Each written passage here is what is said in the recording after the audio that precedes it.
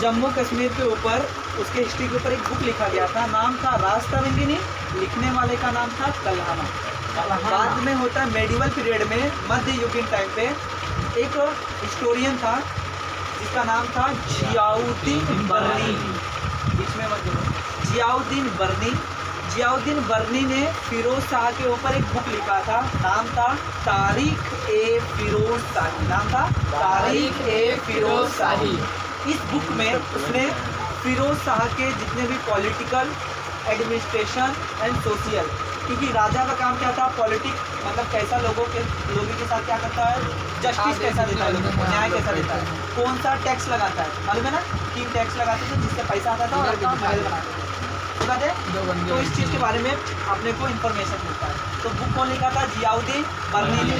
Book का नाम क्या था, तारीख ए फिरोज शाही। नेक्स्ट आगे क्या होता है, बाद में बाबर आता है जो मुगल एम्पायर का फाउंडर था। बाबर इज मुगल एम्पायर का क्या था, वो founder. Babar was founder of Mughal empire. Mughal empire का फाउंडर कौन था, बाबर ने एक अपना ऑटोबायोग्राफी लिखा था जिसका नाम था तुजुक ए बाबरी। क्या नाम था, तुजुक ए बाबरी। ओके, बाद में क्या होता है, उसमें बाबर के लाइफ के बारे में बताया गया था, बाबर के लाइफ के बारे में। बाबर ने जितने वॉर्स जीते थे, जितने वॉर्स किए थे, उसने अलग अलग फील्ड को क्या किया था, विजिट किया था, अलग अलग सिटी को, उसको भी उसने देखा था। ओके, आगे उसने अलग अलग टाइप्स के जो बायोडाइवर्सिटी दिखा था, मतलब प्लांट्स अलग अलग टाइप के देखे थे, उसके बारे में भी उसने लिखा था, जिसको बोलते हैं फ्लोरा। ठीक है, उसके बाद क्या होता है, अकबर के टाइम पे एक हिस्टोरियन थे जिनका नाम था अबू फजल। क्या नाम था, अबू फजल अकबर के ऊपर एक बुक लिखते हैं, नाम था उसका अकबरनामा। क्या नाम था, अकबरनामा। ठीक है, उसमें अकबर के पूरे लाइफ के बारे में बताया गया है। नेक्स्ट क्या होता है, बखर एक इम्पोर्टेंट टाइप का डॉक्यूमेंट होता है जिसमें हीरोज़ की स्टोरीज के बारे में बताया जाता है, हीरोज़ की स्टोरी। अच्छा बताओ, जो वार में जीतता था उसको हीरो बोलेंगे ना। हाँ सर, पहले के टाइम पे जो वार में जीतेगा उसी को हीरो बोलेंगे ना। हाँ। तो हीरो के स्टोरीज के बारे में होता था बकर के अंदर। दूसरा क्या होता था, कोई स्पेशल इवेंट होता था ना, जिसको इम्पोर्टेंट इवेंट बोलते हैं, जो जैसे हमेशा याद रखने वाला चीज़ वो रहता था। जैसे मान लो कोई बड़ा काम हुआ, जैसे राजा के बच्चे का जन्म हुआ था, उसके लिए बहुत बड़ा बात है, तो उस चीज़ को लिखा जाता था। तीसरा, अगर किसी वॉर में उन लोग जीते जिसमें जीत पाना मुमकिन नहीं था, उसके बारे में, जैसे पानीपत का एक राज्य, उसके बारे में लिखा था। ठीक है, तो सोशल चेंज के बारे में लिखा था ना, सोशल चेंज। ओके, तो बखर के अंदर क्या क्या लिखा जाता था, हीरो के स्टोरीज के बारे में, स्पेशल इवेंट के बारे में और सोशल चेंज के बारे में। सबसे पहला बखर का नाम था सभासद बखर। नाम क्या था, सभासद बखर। लिखने वाले का नाम था कृष्णा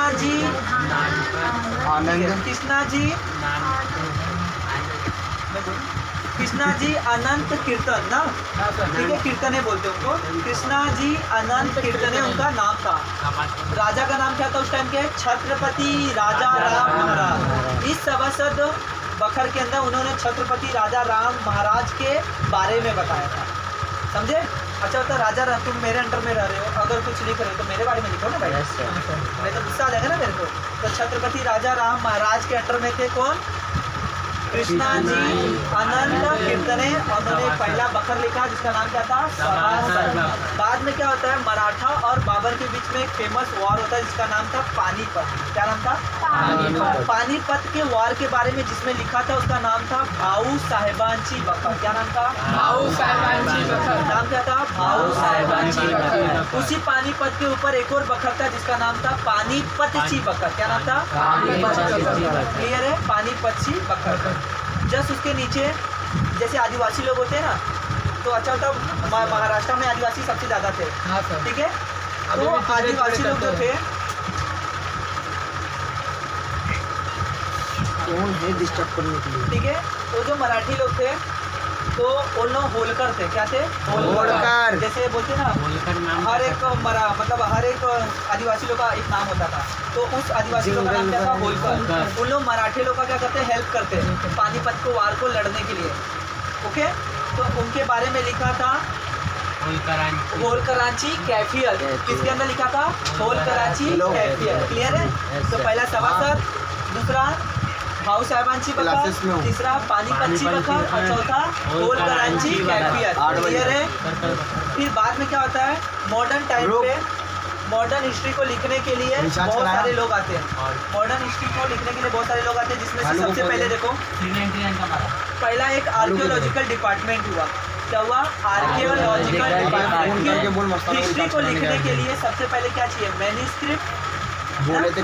उसके बाद अलग अलग डॉक्यूमेंट चाहिए, कॉइन्स चाहिए, ठीक है, अलग अलग मतलब प्रूफ चाहिए ना। अब प्रूफ कहाँ से मिलेगा? जमीन को क्या करेंगे? तो उसके लिए एक डिपार्टमेंट बना जिसको क्या बोला गया? Archaeological department. क्या बोला गया? Archaeological department. इंडिया का फर्स्ट आर्कियोलॉजिकल डिपार्टमेंट का हेड था अलेक्जेंडर कनिंघम। क्या नाम था?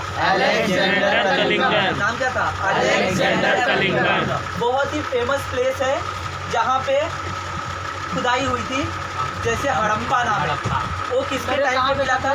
हड़प्पा है पंजाब, सॉरी इधर नाउ डेज में है पाकिस्तान, ठीक है। हड़प्पा ये कब मिला था वो भी बता देता हूँ। जब इंडिया और लाहौर के बीच में, सॉरी दिल्ली और लाहौर के बीच में रेलवे लाइन बिछा रहे थे, तब मिला था, ठीक है। समझा क्या? तो हड़प्पा प्लेस मिला किसके टाइम पे? Alexander Cunningham. जॉन मार्शल था। कौन था? John Marshall. बंदे का नाम क्या था? John Marshall. ये उस टाइम पे बहुत बड़ा ऑफिसर था। इसके अंडर में क्या मिला था? हड़प्पा। क्लियर है? जॉन मार्शल के अंडर में क्या मिला था? हड़प्पा। उसके बाद क्या होता है, इंडिया के ऊपर अभी तक कोई भी हिस्ट्री नहीं लिखी जाती है। फर्स्ट टाइम ब्रिटिश इंडिया के ऊपर हिस्ट्री लिखते हैं, जिसका नाम था the history of British India. नाम क्या था? The history of British India, ठीक है, जिसको लिखा था जेम्स मिल। किसने लिखा था? जेम्स मिल लिखता है the history of British India. बाद में क्या होता है, मुंबई का एक गवर्नर होता है। मुंबई का क्या होता है? गवर्नर, जो मुंबई का पूरा देखभाल करता है। उसका नाम होता है माउंट स्टुअर्ट एलिफस्टोन। नाम क्या था? Mount Stuart Elphinstone. नाम क्या था? Mount Stuart Elphinstone. Mount Stuart Elphinstone जो था, ठीक है, उसने एक और बुक लिखा जिसका नाम था हिस्ट्री ऑफ इंडिया। क्या नाम था? हिस्ट्री ऑफ इंडिया, ठीक है। उसके बाद ग्रांड डफ करके एक बंदा आता है, ग्रांड डफ जो था ना, वो मराठाओं के साथ, मतलब मुंबई में रहता था। उसको मराठा कल्चर बहुत अच्छा लगता था, तो उसने मराठाओं के ऊपर एक बुक लिखा जिसका नाम रखा the history of Maratha. The history of Maratha. The history of Maratha. Book का नाम क्या लिखा? The history of Maratha. उसके बाद ये तीनों ने एक काम किया था, तीनों ने तीन गलती की, मतलब तीनों ने एक सेम गलती किया था। इंडियन कल्चर को क्या बताया था? अनसिविलाइज। और उसको क्या किया था? क्रिटिसाइज। क्रिटिसाइज मतलब उसका मजाक उड़ाया था। क्या किया था? मजाक उड़ाया था। इंडिया के मतलब जो परंपरा थी, उसका जो रीति रिवाज थे, उसको उसने बहुत ही तुच्छ माना था, बहुत ही बेकार माना था, ठीक है। होता क्या है फिर? उसके बाद क्या होता है? विश्वनाथ काशीनाथ राजवाड़े। अरे विश्वनाथ काशीनाथ राजवाड़े। हाँ, विश्वनाथ काशीनाथ राजवाड़े। और एक का नाम क्या था? पिल्ला। अरे वो नाम था, नहीं नाम था उसका, भूल जाओ। क्या नाम था? मोहनजोदारो। जल्दी बताओ। नीलकंठ जनार्दन कीर्तने ना? हाँ, नीलकंठ जनार्दन कीर्तने दो लोग थे। ये दोनों लोग हिस्ट्री को पढ़ते हैं। किसके हिस्ट्री को पढ़ते हैं? ब्रिटिश। और पढ़ते हैं और देखते हैं कि भाई इसमें इंडियन कल्चर के बारे में बहुत बुरा क्या अनसिविलाइज लिखा है, इंडियन कल्चर को क्रिटिसाइज किया गया है, मतलब जो बातें नहीं है उसको भी गलत लिखा गया है, ठीक है। तो मतलब इंडिया के लोगों को अनपढ़ लिखा गया है, ऐसा उन लोग समझे और सबके सामने उन लोग बताते हैं कि ऐसा ऐसा हुआ। बाद में क्या होता है, जो हिस्ट्री होता है दो टाइप में लिखते हैं, एक होता है कॉलोनियल हिस्टोग्राफी और एक होता है ओरिएंटलिस्ट हिस्टोग्राफी। कॉलोनियल हिस्टोग्राफी क्या होता है कि आप कहीं पे जाओ, वहाँ पे कब्जा करो, ठीक है, और वहाँ पे अपना रूल चलाओ, ठीक है। उसके ऊपर अगर आप हिस्ट्री लिख रहे हो तो क्या होगा? Colonial historiography. कॉलोनी समझते हो ना? कहीं कब्जा कर दो, वहाँ पे रूल चला दो, क्या होगा तुम्हारा? कॉलोनी।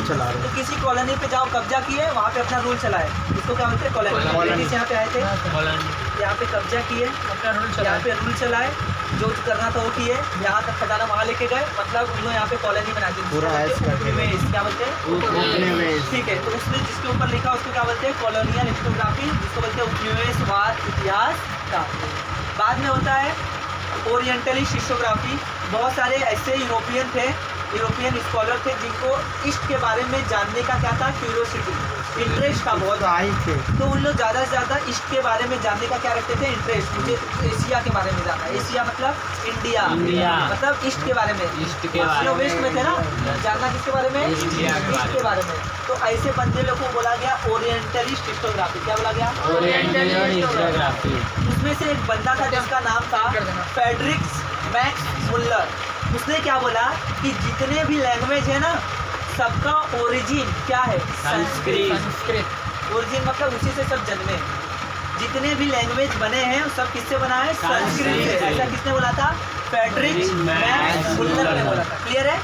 उसके बाद क्या होता है, फ्रेडरिक मैक्स मुल्लर संस्कृत सीखता है और सबसे पहले संस्कृत में एक बुक होता है जिसका नाम होता है हितोपदेश। क्या नाम था, हितोपदेश। उसका उसने जर्मन भाषा में क्या करता है, ट्रांसलेट कर देता है।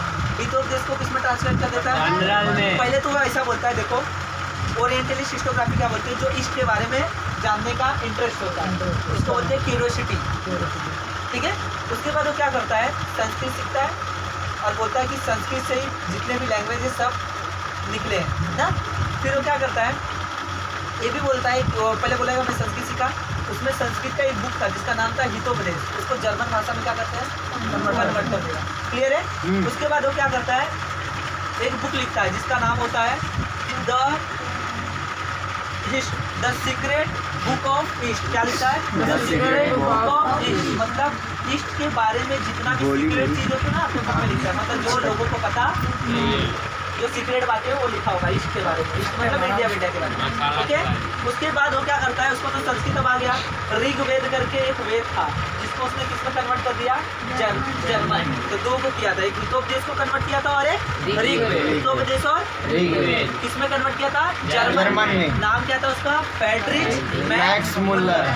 उसके बाद क्या होता है, उसके बाद आ जाता है आपका मॉडर्न नेशनलिस्ट हिस्टोग्राफी। क्या होता है, नेशनल हिस्टोग्राफी। क्या होता है, नेशनलिस्ट मतलब अपने देश के जो हिस्टोग्राफर होते हैं ना उसको क्या बोलते हैं, नेशनलिस्ट हिस्टोग्राफर। हिंदी में बोलते हैं राष्ट्रीय इतिहासकार, जो अपने देश के होते हैं। तो उन अपने देश के बारे में लिखेंगे।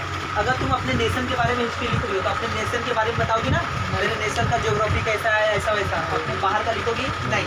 तो उन्होंने अपने नेशन के ऊपर लिखा। तो नेशन के ऊपर लिखने के लिए पहली बात उनको पढ़ना आना चाहिए। तो ब्रिटिशर्स ने सबसे पहले इंडिया में क्या स्टार्ट किया था, स्कूल। तो उन्होंने वेस्टर्न एजुकेशन लिया। कौन सा एजुकेशन लिया, वेस्टर्न एजुकेशन। जब उन्होंने वेस्टर्न एजुकेशन लिया तो इंग्लिश में लिया होगा, यस सर। उन्होंने वेस्टर्न एजुकेशन से सीखा। ओके। उसके बाद उनको इंग्लिश आने लगी। तो उन्होंने वो जो ब्रिटिश थे ना जिन्होंने क्या लिखा था, हिस्ट्री, तो उसको उन्होंने पढ़ा। पढ़ने के बाद उन्होंने देखा कि उन्होंने अपने कल्चर को क्या बताया, तुच्छ बताया। तो उसने क्या बोला कि अब हमको अपना क्या लिखना है, हिस्ट्री लिखना है। तो उन्होंने अपना हिस्ट्री लिखना चालू किया। इसके ऊपर क्या बोलते हैं, नेशनलिस्ट हिस्टोग्राफी। इस हिस्ट्री को लिखने के लिए सबसे ज़्यादा अगर कोई सपोर्ट किया तो उस बंदे का नाम था विष्णु शास्त्री चिपळूणकर। नाम क्या था, विष्णु शास्त्री चिपळूणकर। क्या नाम था, विष्णु शास्त्री चिपळूणकर। समझ आ रहा है ना, क्या नाम था, विष्णु शास्त्री चिपळूणकर। तो राष्ट्रवादी इतिहास का लेखन करने के लिए जिसने सबसे ज्यादा बढ़ावा दिया उसका नाम था विष्णु शास्त्री चिपळूणकर। तो राष्ट्रवादी इतिहास को बढ़ावा देने का काम किसने किया, विष्णु शास्त्री चिपळूणकर। आगे क्या होता है, विश्वनाथ काशीनाथ राजवाड़े जो थे वो मराठी लैंग्वेज के क्या थे, हिस्टोरियन थे। उनको कौन सा लैंग्वेज आता था, मराठी। ठीक है। तो उन्होंने उनको क्या क्या पता था, मराठी के ग्रामर्स पता थे जिसको बोलते हैं लिंग्विस्टिक। इटिमोलॉजी मतलब अलग अलग टाइप के, उनको एक लैंग्वेज से दूसरे लैंग्वेज में कन्वर्ट करने आता था, हिंदी से मराठी, मराठी से हिंदी, समझे। और उनको ग्रामर्स पते थे। उन्होंने एक बुक लिखा जिसका नाम था मराठांच्या इतिहास साधने। नाम क्या था, मराठांच्या इतिहास साधने। आपके बुक में 25 to 30 में आंसर है एक्सरसाइज का। विश्वनाथ काशीनाथ राजवाड़े का मतलब हिस्ट्री में क्या मतलब उन्होंने कंट्रीब्यूट किया वो बताओ। तो विश्वनाथ काशीनाथ को कौन सा लैंग्वेज आता था, मराठी लैंग्वेज, ठीक है। वो उसके लिंग्विस्टिक थे, इटिमोलॉजिकल और ग्रामर पे क्या उनको था, नॉलेज था। उसके बाद उन्होंने 22 वॉल्यूम का एक बुक लिखा था जिसका नाम था मराठांच्या इतिहास साधने। नाम क्या था, मराठांच्या इतिहास साधने। उसके बाद आते हैं विनायक दामोदर सावरकर। कौन आता है? विनायक दामोदर सावरकर। आपको मालूम होना चाहिए जब मंगल सिंह को फांसी दी गई थी और डेट था 1857, मालूम है? हाँ। सबसे पहला इंडिपेंडेंट होने के लिए, आज़ाद होने के लिए विद्रोह हुआ था, रिवोल्ट हुआ था।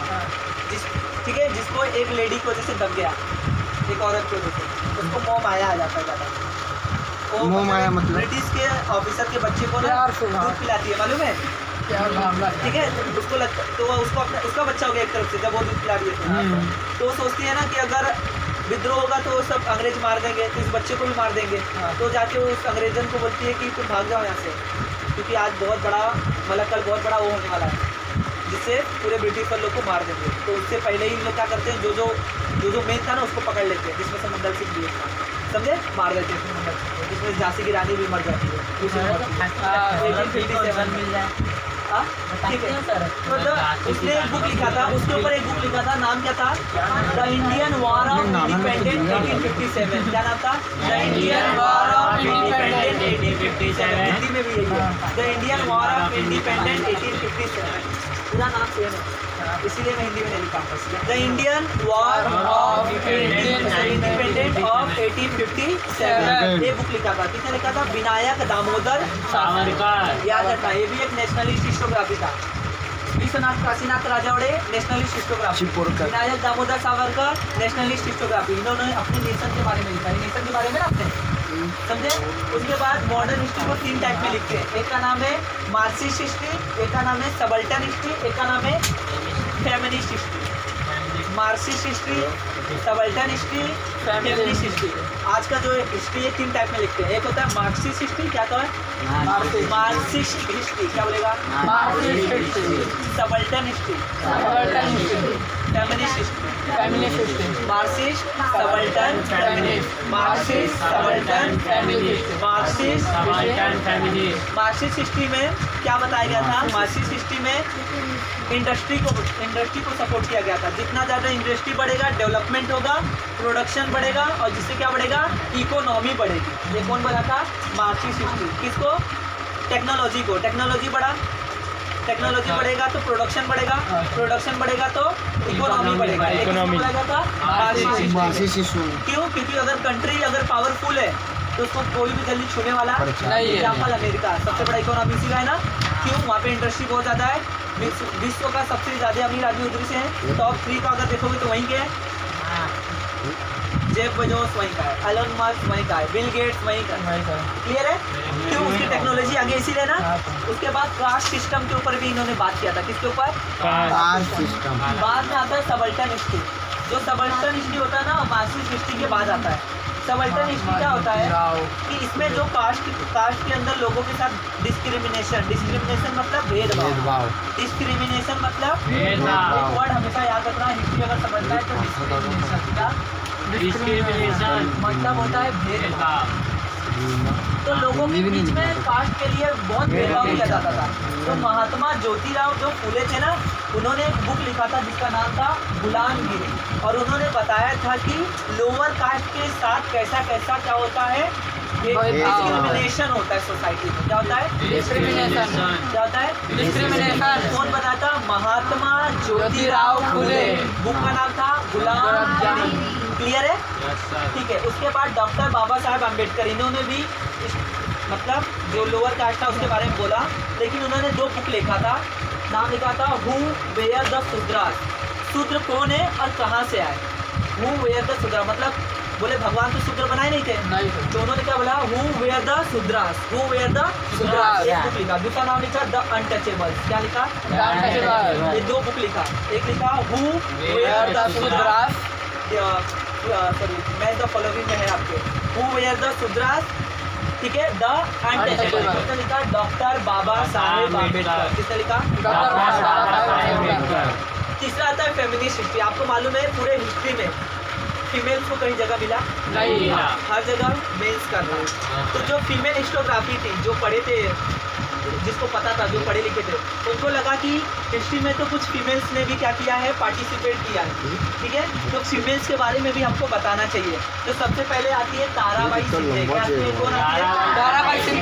और वो बताती है कि उस टाइम पे स्त्री पुरुष में कैसे तुलना किया जाता था। जैसे पुरुष को पढ़ने देते थे, स्त्री को पढ़ने नहीं देते थे। बर्तन बन जाता पुरुष का 3 से 4 बार शादी होता था, स्त्री का एक ही बार हो सकता था। और एक बार भी हुआ अगर उसका पति मर गया तो सती प्रथा। जला देते थे। ठीक है, ठीक है। तो ताराबाई शिंदे एक बुक लिखती है जिसका नाम था स्त्री पुरुष तुलना। क्या नाम था? स्त्री पुरुष तुलना। और उसमें वो बताती है कि कास्ट मतलब सोसाइटी में कैसे डिस्क्रिमिनेशन किया जाता था, मेल और फीमेल। बाद में आती है पंडित रमाबाई। वो बताती है कि जो अपर कास्ट की औरतें होती थी उनके ऊपर सबसे ज़्यादा बंदिश होता था। मतलब जो लोअर कास्ट की लड़की होती थी ना, हाँ। उनको सती नहीं दिया जाता था। मतलब उसको सती। जलाया नहीं छोड़ दिया जाता था। जाता वो आजू बाजू जा भी सकती थी, कहीं घूमने भी जा सकती थी। जिन लोग की जो हाँ, हाई पिकनिक कास्ट की मनाने थी उनको घूमने जाने देते नहीं थे। अगर उसका हस्बैंड मर गया तो उसको भी मरना पड़ेगा। हाँ, ठीक है, पक्का साथ उसको में। कोई देख भी सकता नहीं था। तो उसने एक बुक लिखा पूरा पंडित नहीं रमाबाई ने जिसका नाम था the high cast Hindu movement. नाम क्या था? High cast Hindu movement. Clear है? हाँ सर। ठीक है, चलो पढ़ लेना है, खत्म।